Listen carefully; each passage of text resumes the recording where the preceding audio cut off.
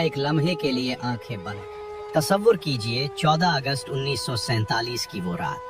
ایک طرف سڑکوں پر چراغاں سبز ہلالی پرچم ہے، فضا میں نعرہ تکبیر گونج رہا ہے اور لوگ ایک دوسرے کو مبارکباد دے رہے ہیں، اور دوسری طرف اندھیرے میں ایک ماں اپنے اس بیٹے کا انتظار کر رہی ہے جو ہجرت کے ہجوم میں کہیں بچھڑ گیا ہے۔ کسی باغ کی چابی ہے مگر گھر پیچھے رہ گیا ہے۔ کسی بچی نے اپنی گڑیا اٹھا رکھی ہے مگر اسے معلوم نہیں کہ جس گلی میں وہ پل کر بڑی ہوئی وہ اب اس کا گھر نہیں رہی، اور کسی بوڑھے کے پاس مٹھی مٹی ہے اپنے آبائی گاؤں کی۔ یہی پاکستان کی پہلی رات جس میں آزادی کی خوشی بھی تھی اور جدائی کا ماتم بھی۔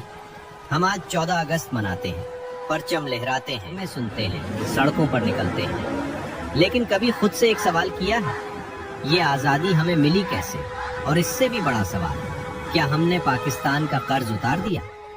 یہ سوال صرف تاریخ کا نہیں ہے، یہ سوال ہم سب کا ہے۔ پاکستان کسی ایک دن میں پیدا نہیں ہوا تھا، اس کے پیچھے صدیوں کی تاریخ تھی۔ حکومتیں آئیں، سلطنتیں بنے، زوال آیا، مزاحمتیں ہوئیں، تحریکیں اٹھیں اور قربانیاں دی گئیں۔ بر صغیر میں مسلمانوں کی سیاسی تاریخ بہت پرانی تھی۔ محمد لے کر دہلی سلطنت اور مغلیہ دور تک مسلمانوں نے اس خطے کی سیاست، تہذیب، علم اور فن تعمیر پر گہرے نقوش چھوڑے، لیکن تاریخ میں کوئی طاقت ہمیشہ قائم نہیں رہتی۔ مغلیہ سلطنت کمزور ہوئی، اندرونی اختلافات بڑھے، علاقائی طاقتیں ابھریں اور پھر ایسٹ انڈیا کمپنی نے قدم جمائے۔ 1757 عیسوی میں پلاسی کی جنگ نے بر صغیر کی سیاست کا رخ بدل دیا۔ 1799 عیسوی میں ٹیپو سلطان سرنگا پٹم میں لڑتے ہوئے شہید ہوئے۔ 1831 عیسوی میں بالا کوٹ میں سید احمد شہید اور شاہ اسماعیل شہید نے اپنی جانیں قربان کی۔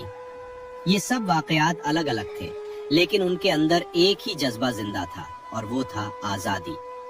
پھر آیا 1857، وہ بغاوت جسے برطانوی تاریخ نے بغاوت کہا، اور بر صغیر کے بہت سے لوگوں نے اسے آزادی کی جنگ سمجھا۔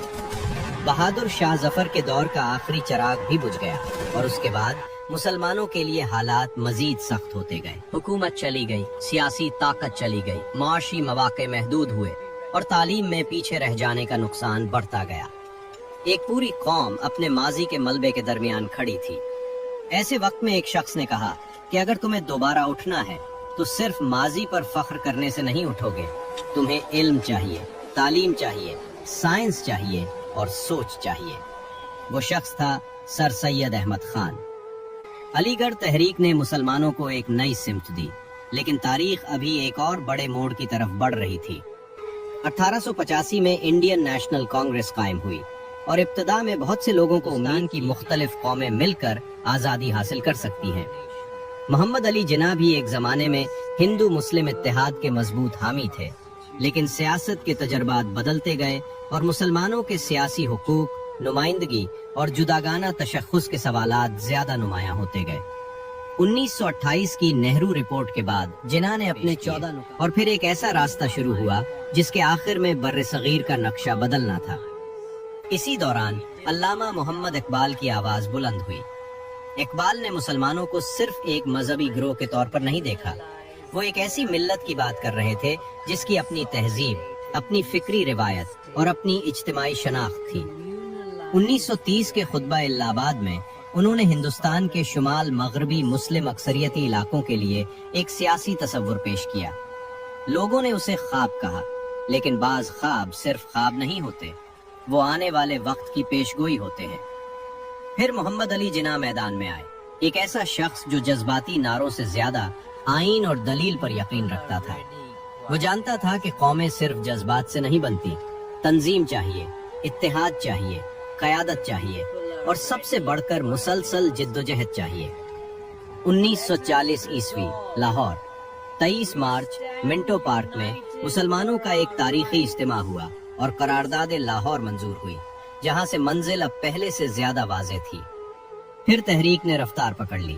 یہ صرف بڑے رہنماؤں کی تحریک نہیں تھی، اس میں طلبہ تھے، تاجر تھے، اساتذہ تھے، علماء تھے، شاعر تھے اور کارکن تھے، اور سب سے بڑھ کر وہ لاکھوں عام لوگ تھے جن کے نام تاریخ کی کتابوں میں نہیں ملتے۔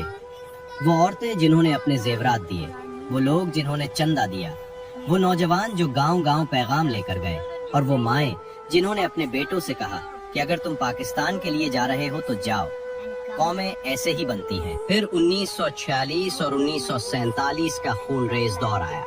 फिरका वाराना फसादात ने बर्रे सगीर को हिला कर रख दिया। फिर बरतानिया ने फैसला किया कि वो जा रहा है और बहुत जल्द जा रहा है। सरहद खींचने की जिम्मेदारी सर सेरल रेडक्लिफ को दी गई और चंद हफ्तों में एक लकीर खींची गई। लेकिन वो लकीर सिर्फ नक्शे पर नहीं थी, वो लोगों के घरों, खेतों, बाजारों और दिलों के दरमियान से गुजरी। पंजाब और बंगाल तकसीम हुए और फिर शुरू हुई तारीख की अजीम तरीन इंसानी हिजरतों में से एक। लाखों लोग अपने घर छोड़कर चल पड़े। किसी के पास सामान था, किसी के पास सिर्फ एक गुठरी, किसी के पास कागजात थे और किसी के पास सिर्फ यादें। ट्रेनें चले, काफले चले, बैलगाड़ियां चले और लोग पैदल चलते रहे, मगर हर शख्स के जहन में एक ही सवाल था कि क्या हम पहुंचेंगे, और अगर पहुंच गए तो क्या वहां वाकई हमारा घर होगा। तसव्वुर कीजिए अगस्त 1947 की एक ऐसी धुंधली और सुर्ख शाम की, जहां 14 अगस्त का सूरज ढल रहा था और लाहौर की वाहगा सरहद पर एक अजनबी सुनसुनान खामोशी छाई हुई थी। भाटी गेट के मिस्त्री इकबाल अपनी ड्यूटी पर मुस्तैद खड़े थे जब दूर गिर्दो गुबार के मरहूलों से एक बूढ़ा शख्स धीरे धीरे सरहद की तरफ बढ़ता दिखाई दिया। उसकी कमीज जाबजा से फटी हुई थी, पांव नंगे थे जिनसे बहता हुआ सुर्ख खून मिट्टी में जज्ब हो रहा था, और पैदल चलने की तवील मुशक्कत ने उसका निढाल जिस्म तोड़ कर रख दिया था। मगर उसके नूरानी चेहरे पर बला की बसीरत और एक अनोखा सुकून था। सरहद के करीब पहुंचकर उस बूढ़े बाबा ने लरसती हुई आवाज में मिस्त्री इकबाल से पूछा, उत्तर, पाकिस्तान कितना दूर है? पाकिस्तान अभी और कितना आगे है? मिस्ट्री इकबाल ने फौरन आगे बढ़कर उस बुजुर्ग को संभाला, उनके गिर्द आलूद चेहरे और दाढ़ी को साफ किया, ठंडे पानी के कुछ घूंट पिलाए और कहा, बाबा जी मुबारक हो, आप पाकिस्तान की पाक धरती पर कदम रख चुके हैं। ये सुनते ही उस बुजुर्ग के लरसते होंठों पर एक दिलनशीन मुस्कुराहट फैल गई। उन्होंने बिफरते जज्बात से आसमान की तरफ देखा और कहा, ऐ परवरदिगार, तेरा लाख लाख शुक्र है कि मैं काफिरों के मुल्क में नहीं मरा, अपने मुसलमानों के मुल्क में, अपनी आजाद धरती में आ गया। ये कलिमात अदा करते ही उन्होंने ऊंची आवाज में कलमा तैयबा पढ़ा और उनकी रूह इस फानी दुनिया से परवाज कर गई। ये सिर्फ एक इंसान का खात्मा नहीं था, बल्कि ये उस लाजवाल ईंट की अलामत थी जिसकी बुनियाद पर आजादी का ये अजीम शान महल खड़ा हुआ। हिजरत का दर्द आदाद में बान नहीं किया जा सकता। तकरीबन 1.5 करोड़ इंसान इस तकसीम के दौरान अपने घरों से बेघर हुए। लाखों लोग जान से गए और बेशुमार खानदान बिछड़ गए। मगर इस तमाम तर वहशत और बर्बादी के बावजूद जब जख्मों से चोर मुहाजिरीन सरहदों को पार करते तो उनके दिलों में अपने किसी जाती नुकसान का मलाल न होता था। उनके दिल में सिर्फ एक ही फलक शिगाफ और रूहानी नारा गूंज रहा होता था, पाकिस्तान का मतलब क्या? ला इलाहा इल्लल्लाह। लोग अपना तन का कपड़ा उतार कर अपने भाई को देते, अपना आखिरी नवाला काट कर अजनबियों को खिलाते। ये मदीने के अंसार और मुहाजिरीन की यादगार का एक जबरदस्त दौरे-सानी था। दुनिया की तारीख में सिर्फ 2 ही रियासतें ऐसी हैं जो सिर्फ और सिर्फ कलमा तैयबा और इस्लाम के रोशन नाम पर वजूद में आईं। एक रियासत मदीने मुनव्वरा और दूसरी ममलिकत खुदादाद पाकिस्तान। और फिर 14 अगस्त 1947 को पाकिस्तान वजूद में आ गया। एक नया मुल्क, एक नया परचम और एक नई उम्मीद। मगर हकीकत ये थी कि नया मुल्क तकरीबन खाली हाथ था। दफातर में कुर्सियां और कागज तक न थे।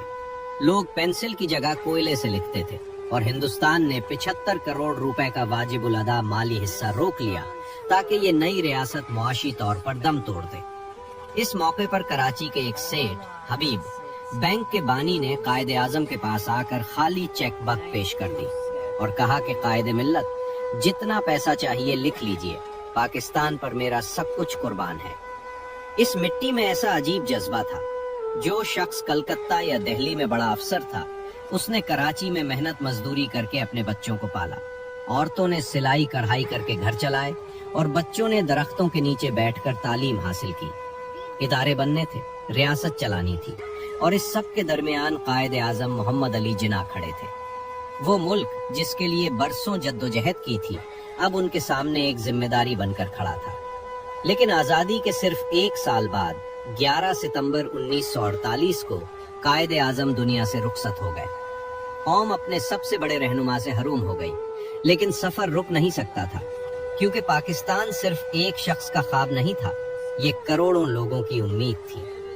फिर पाकिस्तान ने अपने पहले सालों में गुर्बत, मुहाजिरीन, इदारों की कमी और सियासी बहरान का सामना किया, मगर इस कौम ने एक बात नहीं छोड़ी, और वो थी उम्मीद। वक्त गुजरा और 1965 की जंग आई। लाहौर के वाहगा बॉर्डर पर जब दुश्मन ने रात के अंधेरे में अचानक हमला किया, तो मेजर अजीज भट्टी शहीद जैसे जीवे लाल ने दुश्मन के टैंकों के सामने डट कर जामे शहादत नोश किया। लाहौरियों ने गोलाबारी की परवाह किए बगैर राशन की गाड़ियां बॉर्डर की तरफ दौड़ा दी। कौम ने अपने फौजियों का साथ दिया, खून के अतियात दिए और साबित किया कि वो उस धरती का एक एक इंच बचाना जानती है। फिर 1971 में मशरकी पाकिस्तान की अलहदगी का जबरदस्त गम भी उस कौम ने देखा। 16 दिसंबर 1971 को ढाका में हथियार डाले गए और एक मुल्क दो हिस्सों में तकसीम हो गया। ये शिकस्त हमें ये दर्दनाक सबक सिखा गई कि सिर्फ मुश्तरका तारीख या नारे काफी नहीं होते, बल्कि मुल्क अदल, इंसाफ, बराबरी, बाहमी एहतराम और अपने शहरियों को हक देने से मजबूत होते हैं। लेकिन इस शिकस्त और रेख्त के बाद भी कौम ने हिम्मत नहीं हारी। हमने दोबारा तामीर की, सनतें, यूनिवर्सिटियां और इदारे बनाए।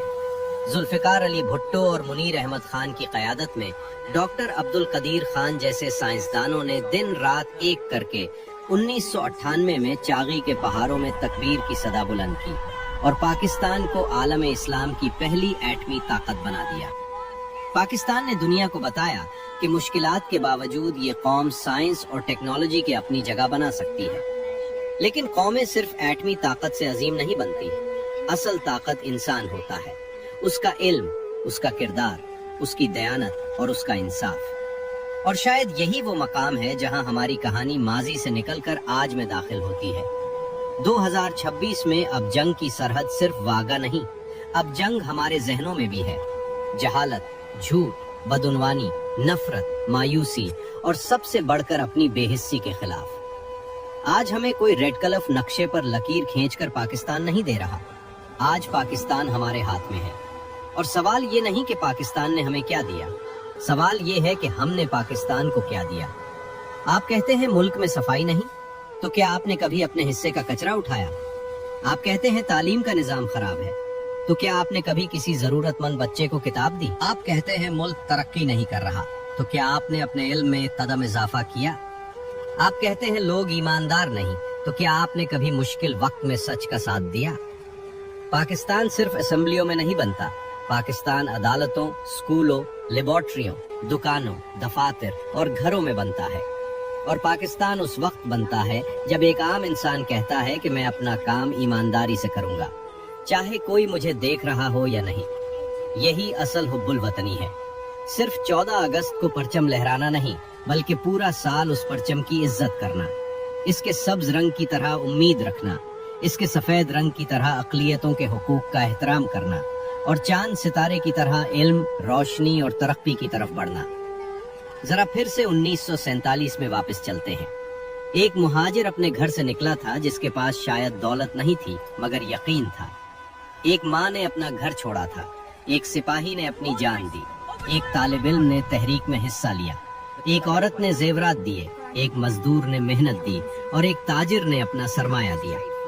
अगर आज उनमें से कोई एक शख्स हमारे सामने आ जाए और हमसे सिर्फ एक सवाल पूछे, बेटा हमने तुम्हें पाकिस्तान दे दिया था, तुमने पाकिस्तान को क्या दिया, तो हम क्या जवाब देंगे?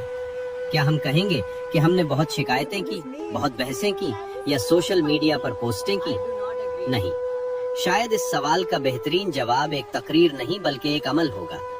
एक उस्ताद जो ईमानदारी से पढ़ाता है, एक डॉक्टर जो मरीज को इंसान समझता है, एक तालिब इल्म जो मेहनत करता है, एक ताजिर जो धोखा नहीं देता, एक अफसर जो रिश्वत नहीं लेता और एक नौजवान जो नफरत के बजाय इल्म बांटता है। ये छोटे काम नजर आते हैं, मगर कौमें इन्हीं से बनती हैं। पाकिस्तान का कयाम एक अजीम तारीखी जद्दोजहद का नतीजा था, लेकिन उसकी तकमील अभी बाकी है। 1947 ने हमें एक मुल्क दिया, अब हमारी नस्ल को उसे एक मजबूत, मुनसिफाना, तालीम याफ्ता और बावकार मुल्क बनाना है। तो आज जब परचम लहराएं, एक लम्हे के लिए रुके, सिर्फ जश्न न मनाएं, याद भी करें। उन लोगों को याद करें जिन्होंने अपना घर छोड़ा, अपने प्यारे खोए और भूख और खौफ के बावजूद सफर जारी रखा। फिर अपने दिल से सवाल करें, क्या हमने पाकिस्तान का कर्ज उतार दिया? शायद जवाब होगा अभी नहीं, मगर ये जवाब मायूसी नहीं बल्कि एक नए अहद की दावत है। आज से हम सच बोलेंगे, मेहनत करेंगे, इल्म हासिल करेंगे और अपने मुल्क को बेहतर बनाने की कोशिश करेंगे, क्योंकि पाकिस्तान उन सब का है जिन्होंने उसे अपने खून, आंसू, मेहनत और दुआओं से सेंचा। पाकिस्तान का कर्ज एक दिन में नहीं उतरेगा, ये हर रोज थोड़ा थोड़ा उतारा जाएगा। एक सच से, एक मेहनत से, एक दरख्त से, एक किताब से और एक ऐसे फैसले से जिसमें पाकिस्तान का फायदा ज्यादा हो। 1947 में एक कौम ने कहा था कि हम अपना घर बनाएंगे। 2026 में हमारी नस्ल को कहना है कि हम उस घर को संवारेंगे। ये कहानी खत्म नहीं हुई। पाकिस्तान की अगली तारीख हम अपने हाथों से लिख रहे हैं।